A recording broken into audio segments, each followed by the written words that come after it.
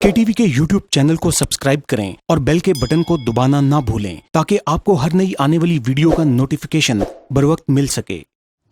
औज़ु बिल्लाहि मिनश्शैतानिर्रजीम बिस्मिल्लाहिर्रहमानिर्रहीम अल्हम्दुलिल्लाहि वकफ़ा वसलामुन अला इबादिहिल्लज़ीना इस्तफ़ा ख़ुसूसन अला सय्यिदिर रुसुलि व ख़ातमिल अंबिया। मोअज़्ज़ज़ नाज़रीन और सामीईन कराम, मेरा नाम आमिर मुनीर है और मैं साबिक़ कादियानी मुरब्बी 7 साल मैंने कादियानी मुरब्बी के तौर पे काम किया है। कादियानियत की तबलीग को मुसलमानों की सफ़ों में भी और मुआशरे के जितने भी मज़ाहिब हैं और मज़ाहिब की सफ़ों में कादियानियत को फैलाने की कोशिश की है। और मैं आप नाज़रीन के सामने एक अहम बात जो करना चाहता हूँ, जो बताना चाहता हूँ कि कादियानी मुरब्बी ये जो भी कादियानियत की तबलीग करता है वो कादियानी की तबलीग करता कैसे है। वो कादियानी की तबलीग मुसलमानों के दिलों में और मुसलमानों के दिलों में वसाविस कैसे पड़ता है। कोई कादियानी मुरब्बी उनके दिलों में वसाविस कैसे पैदा करता है, ये एक अहम बात। और जो मेरे बहनें और भाई जो मेरा पैगाम जिन तक पहुँचे, जो मेरे पैगाम को सुने, वो मैं उनको ये बताना चाहता हूँ कि स्कूल, कॉलेज और यूनिवर्सिटियों के अंदर कादियानी कैसे अपनी तबलीग को पहुँचाते हैं और हमारे ईमानों को लूटते हैं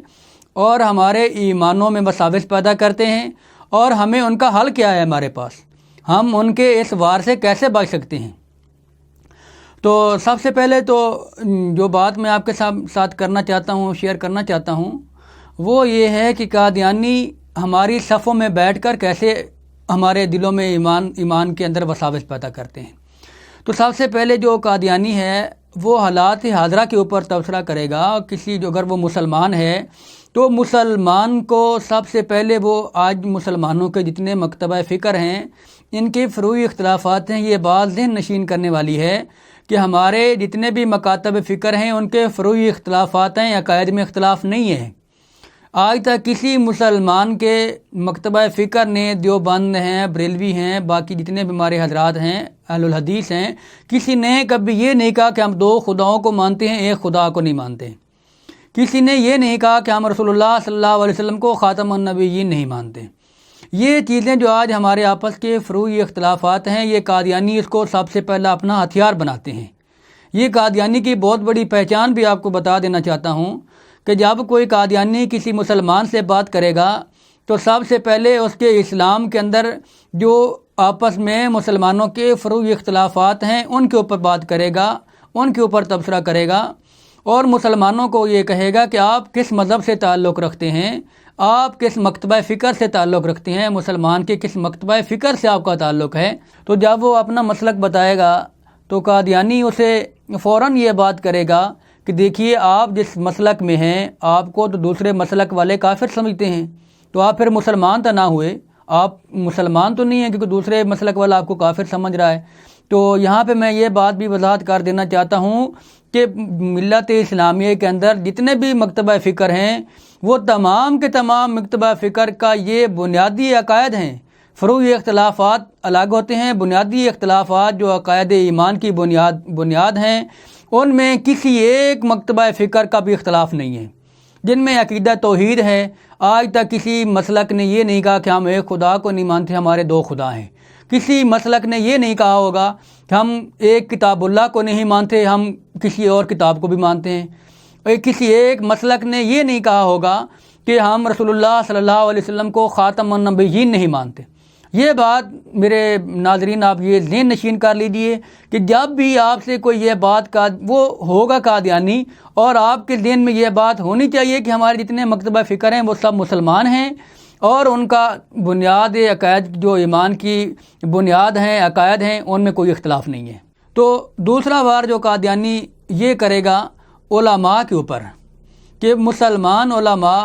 ये जो उलमा के ऊपर मुसलमान के अंदर जो नफ़रत पैदा करेगा उनको उलमा से दूर करेगा। जब वो मुसलमान उलमा से दूर हो जाएगा तो फिर उसको कादियानियत की तरफ लेकर आएगा, फिर उसको इतना मुसलमान से दूर कर देगा, मुसलमान आलिम की नफ़रत मुसलमान के दिल में इस कदर कर देगा कि वो मुसलमान अपने उलमा से इतना बदज़न और बेजार हो जाएगा कि वो मस्जिद में जाना गवारा नहीं करेगा। تو پھر قادیانی جو ہے اس کے دل میں اس کے ایمان کی جو رمق ہے اس کو جو ہے زنگ آلود کرنے کی کوشش کرے گا.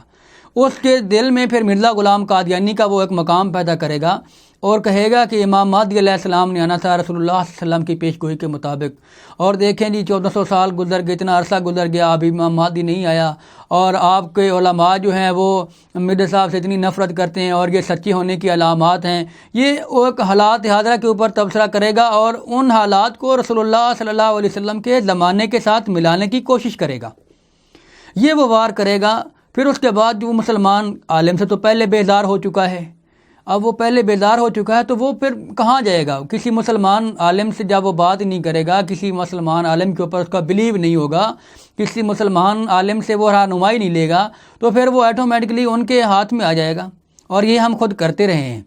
پھر اس کے بعد جو قادیانی جو کمزور ایمان مسلمان ہوتے ہیں، ایمان کی بھی ظاہر سی بات ہے، ہر ایک مومن کا ایمان دوسرے مسلمان سے مختلف ہوتا ہے. اس کے ایمان کا درجہ ہوتے ہیں، کسی کا ایمان کی بہت اعلیٰ درجے میں ہوتا ہے، کسی کا ایمان ہوتا ہے لیکن کم درجے میں ہوتا ہے.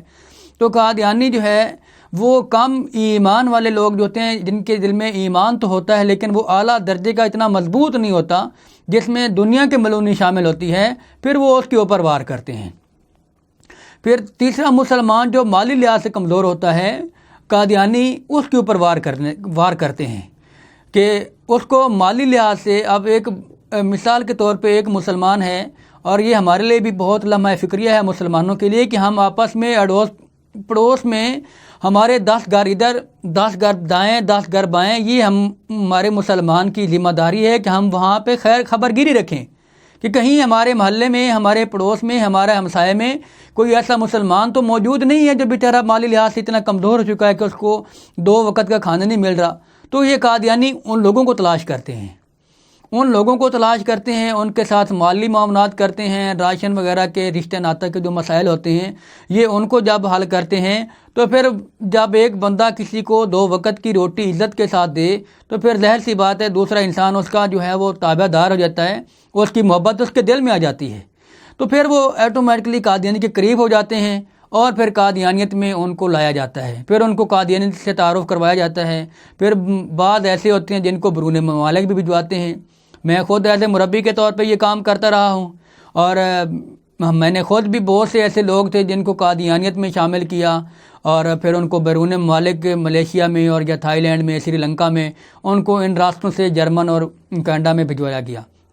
تو ایک تو یہ چیز، یہ مسلمانوں، یہ قادیانیوں کے وار ہیں جو مسلمانوں کے اندر زہر اگلتے ہیں اور دلوں میں وہ زہر کے انجیکشن لگاتے ہیں، جس سے ہمارے ایمان زنگ آلود ہوتے ہیں اور ہم ان کے جانسے میں آ جاتے ہیں.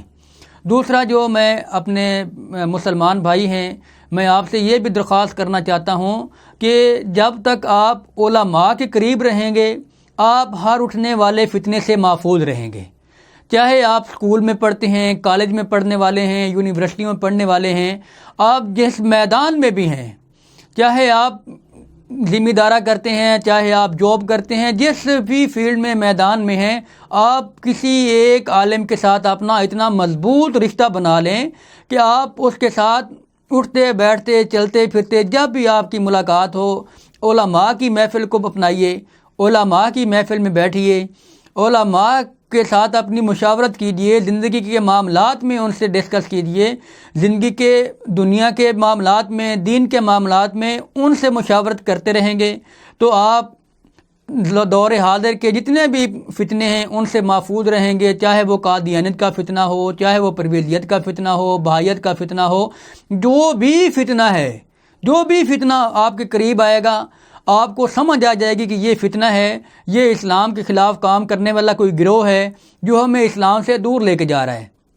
تو میں یہ آپ کو پیغام دینا چاہتا ہوں، اسکول، کالج، یونیورسٹیوں میں یہ قادیانی بڑے منصوبہ کے ساتھ ہمارے جو لڑکے لڑکیاں، مسلمان لڑکے لڑکیاں اسکول، کالج، یونیورسٹیوں میں پڑھتے ہیں، یہ قادیانیوں کی ایک تنظیمیں ہیں جو باقاعدہ اسکول، کالج، یونیورسٹیوں میں جاتے صرف اس لیے ہیں، ان کی زندگی کا کوئی اور مقصد نہیں ہے، کیونکہ وہ واقف زندگی ہوتے ہیں.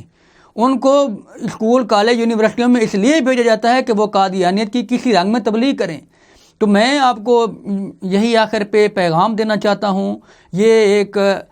درد دل کے ساتھ آپ کو درخواست کرنا چاہتا ہوں کہ آپ علماء کی خدمت میں بیٹھیے، علماء کی صحبت اختیار کیجیے، آپ ہر ایک فتنے سے محفوظ رہیں گے، اور